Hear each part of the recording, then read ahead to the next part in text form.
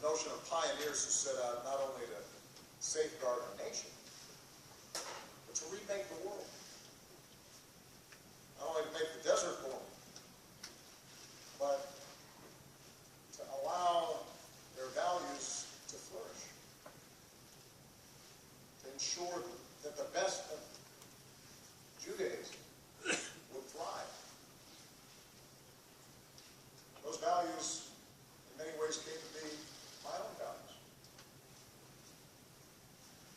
They believed the story of their people gave them a unique perspective among the nations of the world. A unique moral authority and responsibility that comes from having once been a stranger yourself. And to a young man like me, grappling with his own identity, recognizing the scars of race here in this nation, inspired by the civil rights struggle.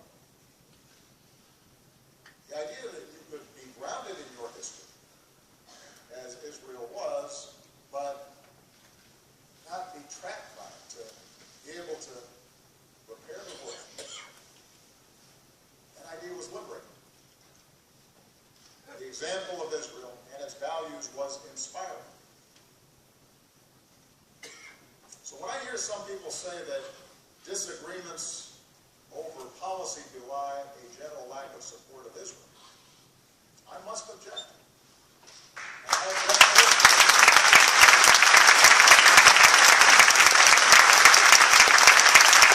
More about settlement policy. That's not a true measure of friendship. Before I came out here, the rabbi showed me the room that's been built to promote scholarship and dialogue. To be able to find how we make our shared values live. And the reason you have that room is because applying those values to our lives is often hard. It involves difficult choices. That's why we study. That's why it's not just a formula. And that's what we have to do as nations as well as individuals. We have to grapple and struggle with how do we apply the values that we care about to this very challenging and dangerous world.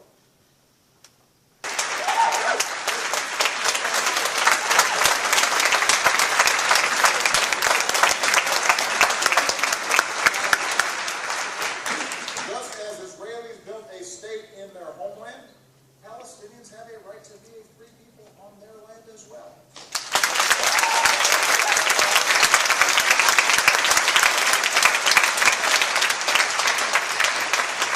I want to emphasize that's not easy. The Palestinians are not the easiest of partners. The neighborhood is dangerous.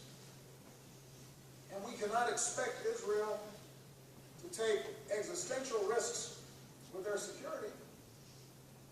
So that any deal that takes place has to take into account the genuine dangers of terrorism and hostility. But it is worthwhile for us to keep up the prospect, the possibility of bridging divides and being just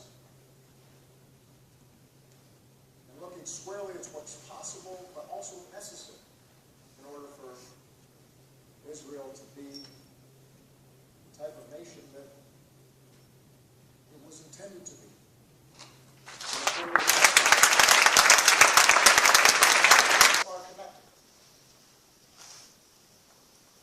Rights I insist upon and now fight for all people here in the United States compels me then to stand up for Israel and look out for the rights of the Jewish people.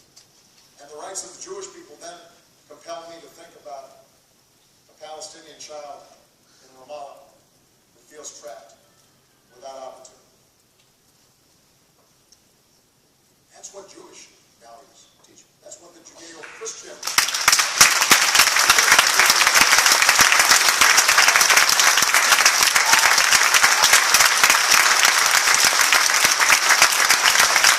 seemed unthinkable just a few years or decades ago.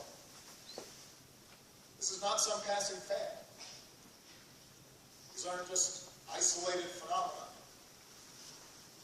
And we know from our history they cannot be ignored.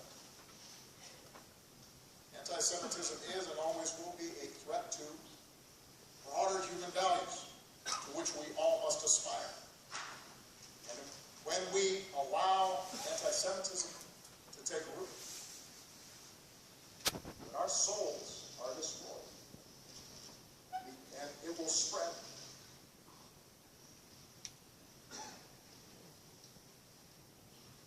That's why tonight, for the first time ever, congregations around the world are celebrating a solidarity Shabbat.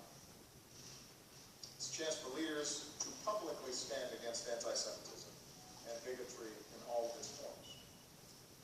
I'm proud to be a part of this movement. I'm proud that 6 ambassadors from Europe are joining us today. And their presence here, our presence together, is a reminder that we are not doomed to repeat the mistakes of the past. We had a Friday night custody singing Adon Olam to the tune of We Shall Overcome.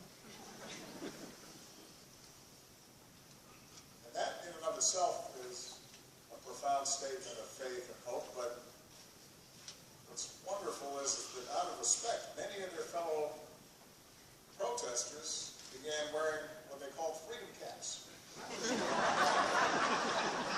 Yarmulkes as they marched. And the day after they were released from prison, Rabbi Teitelbaum watched Dr. King lead a prayer meeting before crossing the Pettus Bridge. Dr. King said, "We are like the children of Israel, marching from slavery to freedom." That's what happens when we're true to our values. It's not just good for us, but it brings the community together.